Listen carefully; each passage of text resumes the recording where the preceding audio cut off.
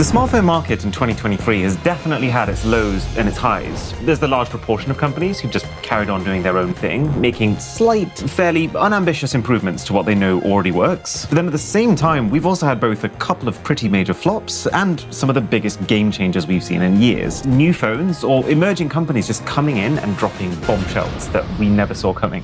So, with all of this in mind, who makes the best phone for you, and who's made straight up the best phone of the year? And yes, we did specifically get wooden spoon trophies made for the losers. You'll see who's written here very shortly. Okay, let's start with foldables, because this is one of those markets where I do genuinely believe we have just witnessed a game changer. I mean, Samsung has basically been the winner by default for the last 5 years, being the only company to actually make a top-tier foldable that's also globally available. And yeah, they are making good phones, but you can also definitely sense the complacency with how quickly the company's foldables went from the future of computing with their first entry to here's a 4% better camera than the last foldable. And also just how long it's taken them to fix some of the fundamental issues with foldables, like the crease. For the longest time, Samsung has needed competition, and just now, I'd say they finally got it, in the form the OnePlus Open. It has a more competitive price, better cameras, nicer construction, it's got longer battery life, and most importantly, unique software that really makes the big screen useful. It's the first ever foldable to actually compete with the Samsung, and in my opinion, genuinely just straight up come out on top. And thanks to OnePlus also being part of the same company as Oppo, they've managed to use both companies' distribution networks to do that, while also overcoming the hurdle that most foldables have failed at, making it internationally available. And that is why I'm giving it the award for Best Foldable of 2023. And if anyone from OnePlus is watching this, just ping us if you want it, because last year every single company collected theirs, except for Apple. The shakeups continue as we now go on to the best compact phone.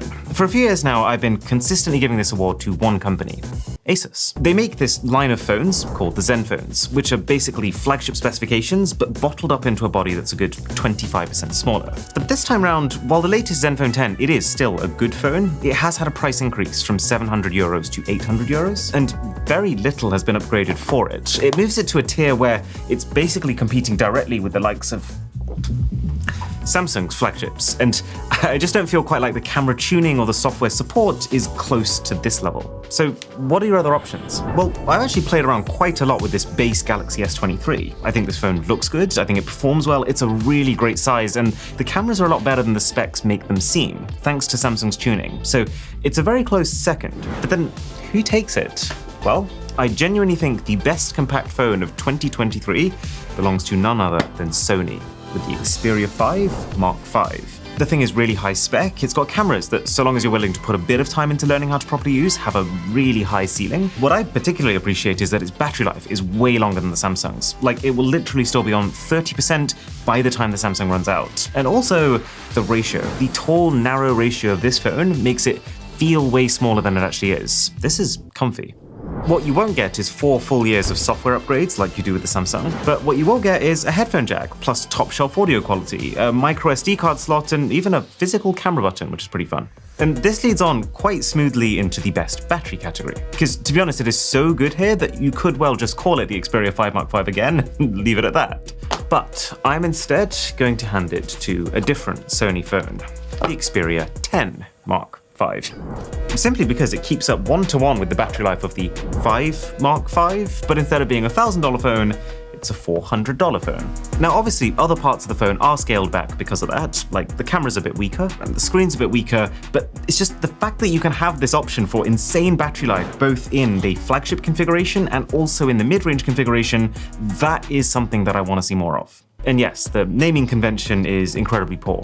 You should never have a situation where the 10 Mark V is lower end than the 5 Mark V. And you really shouldn't be calling phones 5 Mark V in the first place. But the products speak for themselves, so good job, Sony. This one's yours.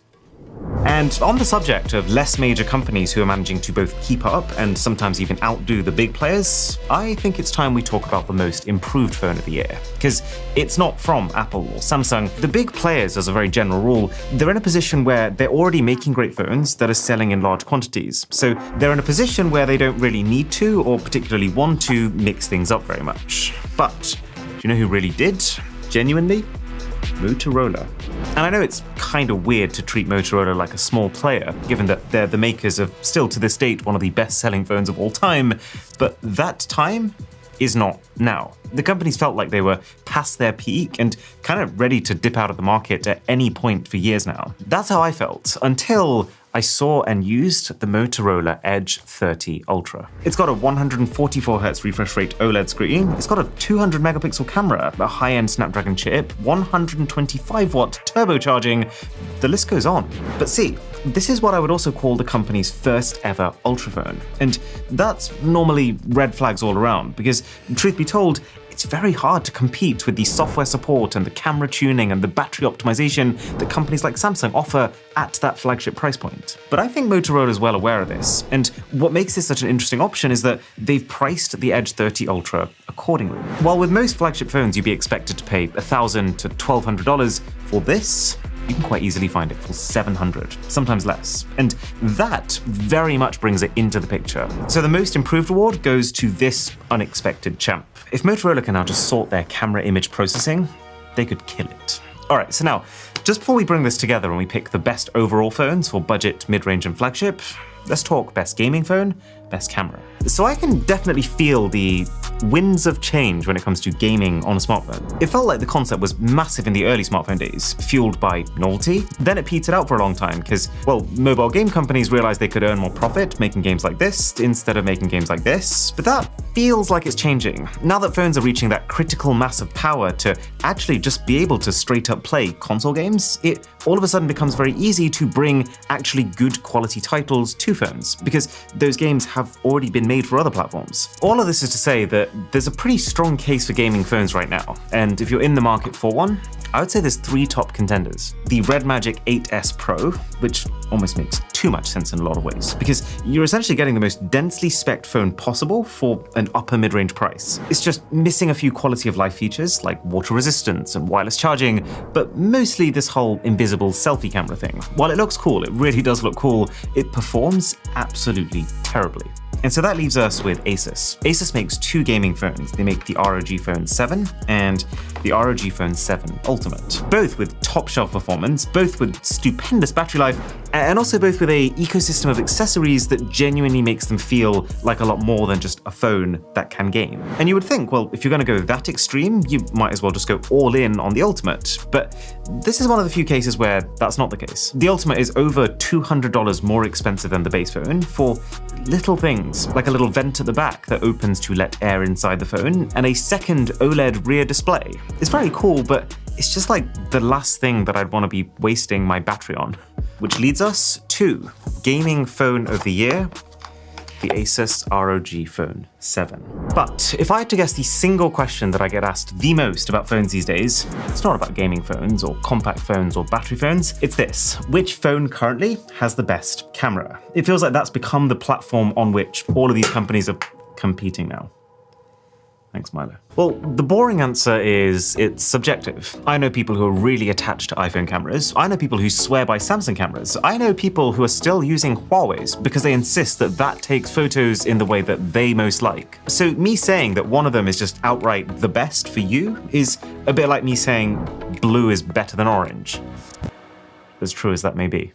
But as for what's been the best for me, it's got to be the iPhone 15 Pro Max, and there's 3 reasons. One is that zoom has always felt like it's been lacking on iPhones. And this, while not the best zoom you can get, it no longer makes me feel that way. The new 5x zoom camera has actually come in handy so much more than I expected it to. Whether I'm on a bullet train in Japan and I want to get a close-up of Mount Fuji, or I find a really interestingly lit alleyway and the 5x allows someone on the other side of it to get this really cinematic close-up of me in it. The second thing is that it now shoots photos in 24 megapixel, as opposed to the base 12 that most phones shoot at. It doesn't make the photos twice as good, and it is a bit of a bummer that social media programs like Twitter and Insta, they compress your shots to the point where it doesn't really matter when you're just posting the raw photo you've taken. But the beauty comes with the ability to crop in, to centralize the subject, for example, after having taken the shot without feeling like you're giving up quality to do it. And then the third thing is this ability to convert any photo you've taken of a person into a portrait mode shot. Other phones can do this too, like you can do it on a Samsung,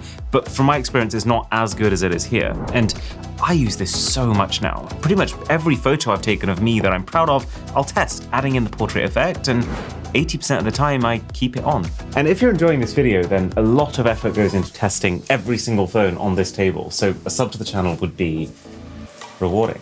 So when it comes to budget phones, the things that I tend to look for are actually very different to those of more expensive offerings. You know how we talk about this idea nowadays that specs don't matter, that everything's a software battle? And while that is very true at the upper end, on the lower end, specs are often the limiting factor. You need a certain level of hardware for the software to just be able to run with it. And so while with more expensive phones, I tend to weight things like user experience and level of bloatware and camera image processing, on the cheaper end, you basically just want to get as much good core hardware in place as possible. And there's one phone that I feel like has picked the best things to prioritize here: the Poco X5 Pro.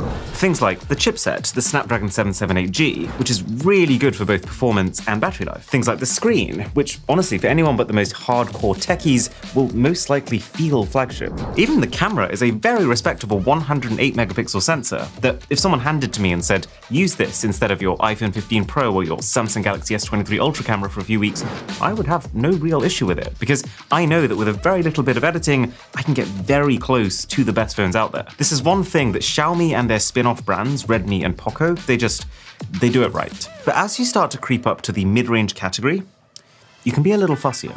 You can decide, well, you know what? I want my camera to have really powerful image processing, or I want my phone to have an aluminium frame instead of plastic, or wireless charging. And the fact that all phones in this category tend to have those luxuries, it makes this one tougher. I was very strongly considering the Galaxy S23 FE. Samsung's FE series in general, it seems like the company's way of shifting the extra parts inventory they have, because they're always a bit of a mishmash of parts seen in previous phones, and usually that's fine. I mean, in a lot of ways, the S23 FE is like the normal S23, but just with a much larger battery. The problem, though, in this case, is the chip. Instead of shipping the phone with something fairly current, they've decided to ship it with the Exynos 2200, which is a nearly 2-year-old chip that was still not the fastest or most efficient chip even then. And when you're charging $600, it doesn't feel like that instant recommend that some past FE phones have been. Galaxy A54 is really good too. It's a tier below, but it's arguably much better value for money because it is significantly cheaper. Or, you know what I really liked? The Nothing Phone 2. I was so close to giving the award to this phone, because it's just a cool phone with really subtle, thoughtful design choices, like the beautiful animations, the way the glyph interface allows you to tune out of your digital life for a bit, the completely even screen borders all around, all without sacrificing on the specs. The only reason I didn't pick it is because I think the winner of this category is even better value. There's Xiaomi's Redmi Note 13 Pro Plus, which is actually just crazy. I'll link the full video where we cover this down below. But this one's out of the picture for now, just because they haven't launched internationally yet. And finally, the base Google Pixel flagships usually also have a space here, but the price hike they've had this year has kind of pushed the base Pixel 8 out of what I would call mid-range territory, which leaves us with the winning phone, the Pixel 7a. Man, holding it like this reminds me how cool these crystallized trophies are, because you can actually see both the home screen and through them to the back of the phone. Now, sure, there are a couple of slight caveats, like the charging's a bit slow, but largely speaking, this phone, when you're using it day to day, it feels like it has no real weak link. It takes awesome photos, it has full access to the Google Pixel editing suite, which is world-class, good stereo speakers, up-to-date ports and connectivity, and the best part is the price. The phone launched at $500, at which point I'd probably just veer towards the Nothing Phone. But the thing with Pixels, which is usually a bad thing, but in this case kind of has a silver lining, is that the price falls very quickly. So I've seen these things now for closer to $400 with the Pixel earphones included, and closer to $350 without. And at that price, this is just so much phone for the money, and very deserving of mid-range phone of the year. And now, just before the winner, we should talk losers. So there's two phones that we're going to be handing out the Wooden Spoon Awards to. The first is the iPhone SE. This is not going to stand, is it? Do you know what?